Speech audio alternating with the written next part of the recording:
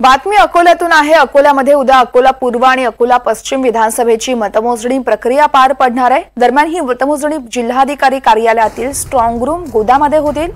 गोदामामध्ये होणार असल्याची माहिती आहे। तर दरम्यान मतमोजणी प्रक्रियेत एकूण 26 फेऱ्या होतील। एका राऊंडमध्ये 14 टेबलवर मतमोजणी केली जाईल।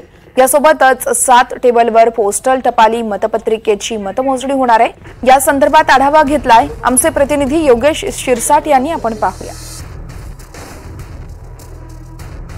महाराष्ट्रातील राजकारण्याचं भवितव्य आता मतदानाच्या मतपेटीत कैद झालं आहे आणि उद्या त्याचा निकाल लागणार आहे। आपण अकोला जिल्ह्यातील जिल्हाधिकारी कार्यालयावर आपण या ठिकाणी पाहू शकता। प्रशासनाच्या वतीने उद्याच्या मतमोजणीची जय्यत तयारी करण्यात आली आहे।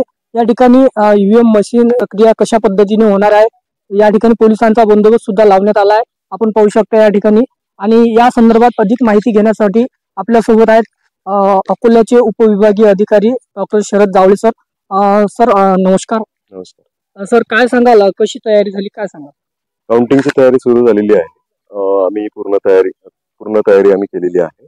आज आम्ही उमेदवारांचे प्रतिनिधी जे आहेत त्यांचं सुद्धा प्रशिक्षण या ठिकाणी ठेवलेलं आहे।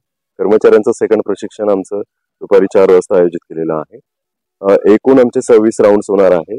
एका राऊंड मध्ये 14 टेबलवर काउंटिंग होणार आहे आणि 7 टेबलवरती पोस्टल टपाली मतपत्रिकेचं मतमोजणी होणार आहे। स्ट्रॉंग रूमला 3 क्वाड्रंट मध्ये सुरक्षा आहे।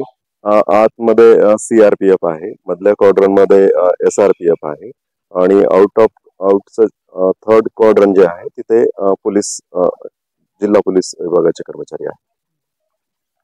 हे होते अकोल्याचे उपविभागीय अधिकारी शरद जावळे सर यांनी सांगितले कशा प्रकारे किती राऊंड होणार आहे त्याबद्दलची माहिती सांगितली आहे। आणि उद्या मतमोजणी होणार आहे आणि त्यानंतरच राजकीय भवितव्य राजकीय पुढाऱ्यांचं उद्या म्हणजे मतदानाच्या माध्यमातून मतमोजणीतून दिसून येणार आहे। कॅमेरा पर्सन चारू दत्तसह योगेश शिरसाट, NDTV मराठी, अकोला।